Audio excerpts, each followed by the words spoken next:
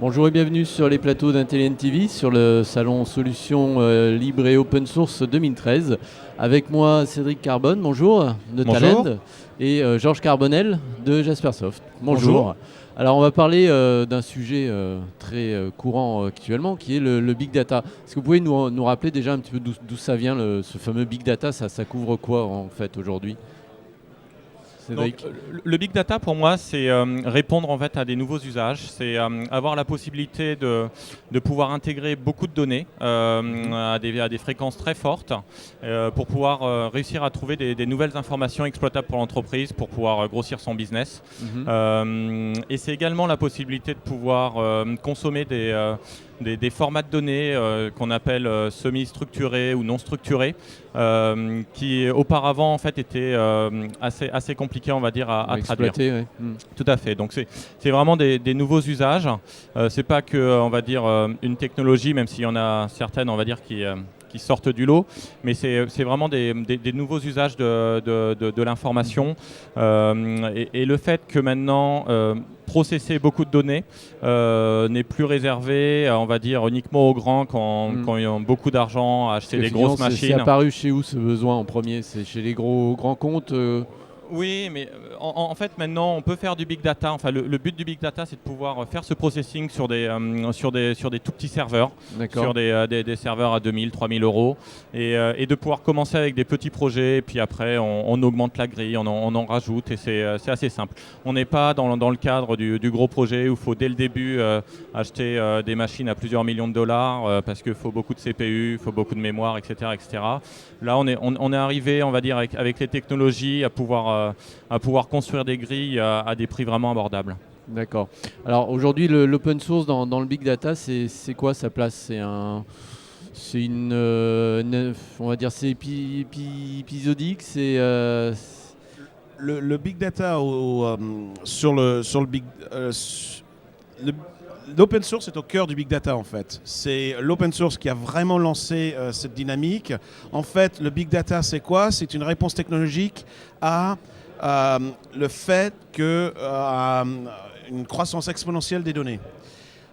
Tout le monde a en tête Facebook, Twitter, etc. À l'heure actuelle, toutes les grandes entreprises essayent d'être présentes sur tous les réseaux sociaux inimaginables, et ça génère une quantité phénoménale de données. Et comment est-ce qu'on va essayer de gérer ces données, etc. C'est par le big data. Oui. Et ça, c'est la première problématique auquel répond le big data. La deuxième problématique auquel on est confronté avec toutes ces données, c'est valoriser ces données, en sortir un sens. Et c'est là qu'il faut absolument avoir quelque chose. Donc du coup, par le biais d'une ouverture technologique grande, eh bien, l'open source est au cœur de cela. C'est l'open source qui a drivé le big data réellement, qui a investi ce champ-là. Il y a des technologies diverses et variées dans ce domaine-là, et c'est l'open source qui est vraiment à la pointe. Ça, c'est un point important. C'est justement des briques open source qui ont permis au Big Data de vraiment émerger aujourd'hui ? Absolument. Cet avènement-là. Et puis, c'est l'open source qui a permis également d'essayer de valoriser ces données en premier. Et donc, nous, on a eu des projets, que ce soit avec Talend ou en direct, qui datent d'il y a quelques années déjà. Et on en a de plus en plus qui sont liés à ces problématiques-là, d'essayer de valoriser, de donner un sens à ces données qui se trouvent dans des conteneurs big data. Oui, et pour donner un exemple, par exemple, un des frameworks les plus utilisés dans le big data, c'est Apache Hadoop, donc qui est complètement open source. Et typiquement, tous les propriétaires maintenant l'utilisent, l'embêtent dans leurs solutions, et même des gens comme Microsoft ont complètement abandonné leur technologie propriétaire big data pour pouvoir adopter Hadoop, donc une technologie Java et open source dans leur offre Big Data. Donc c'est vraiment maintenant un standard de fait. Et même quand on regarde, si on parle après du NoSQL, de ces bases de données qui traitent les données d'une autre façon que les données relationnelles, on a également énormément d'acteurs qui sont open source. On a des solutions comme MongoDB, comme Cassandra, etc. Et là, on voit que toute l'innovation vient vraiment de l'open source et développée en open source, en mode communautaire, avec beaucoup d'activités. Et ce que je voudrais rajouter là-dessus, l'avantage de l'open source, c'est qu'on traite sur des standards, hein, et sur une ouverture. Et la problématique majeure des entreprises à l'heure actuelle, c'est si on fait un choix dans le big data, qu'est-ce que ça va devenir demain? Et un énorme indicateur, c'est le fait que justement il y ait beaucoup de que ça soit très vibrant, comme on dit en langage internet, qu'il y ait beaucoup de projets, qu'il y ait un taux d'adoption élevé.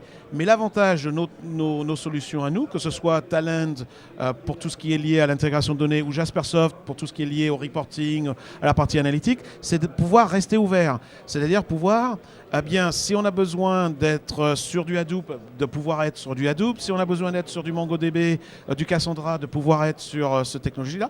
Et d'autres. Qui sait ce que demain sera fait au niveau du big data? On est vraiment au début d'une ère nouvelle. En termes de volume de données et de ce qu'on pourrait en tirer. Et ça, c'est un point extrêmement important. Et l'open source a vraiment une longueur d'avance là-dessus, et de par son concept même, sa philosophie même. Puis on imagine aussi tous les aspects mutualisation de la R&D quelque part entre les acteurs de ce marché. Oui, tout à fait. Nous, typiquement, on travaille énormément avec Hortonworks, donc qui est la spin-off de Yahoo, qui est le plus gros utilisateur de Hadoop et ceux qui ont créé Hadoop. Et on a énormément de projets, on va dire, qu'on fait directement avec eux. C'est-à-dire qu'il y a vraiment beaucoup de partage. Et on partage aussi avec d'autres entreprises. Et c'est vraiment dans un mode ouvert. Et le seul but, on va dire, c'est l'innovation. C'est réussir à résoudre des nouveaux, on va dire, des nouveaux use cases ou résoudre mieux certains use cases. Et c'est vraiment le seul but. C'est l'illustration du terme coopétition, en fait, qui est propre à l'open source. Coopération, mais compétition malgré tout. Vous êtes un peu concurrent quand même, quelque part. On est pas totalement, on est vraiment beaucoup plus partenaire qu'autre chose. Parce qu'en fait, ce que nous faisons, Jaspersoft, nous sommes tout ce qui est lié à la restitution. On peut utiliser d'ailleurs notre serveur de reporting, nos serveurs analytiques pour s'attaquer directement aux sources de données.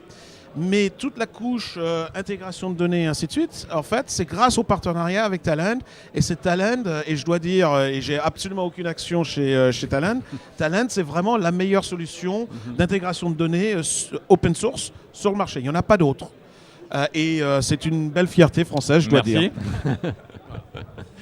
Très bien, écoutez, merci beaucoup pour cet éclairage sur le Big Data, donc, qui existe grâce à l'open source, on va dire, aujourd'hui. Bon salon, bonne continuation, bientôt. Merci.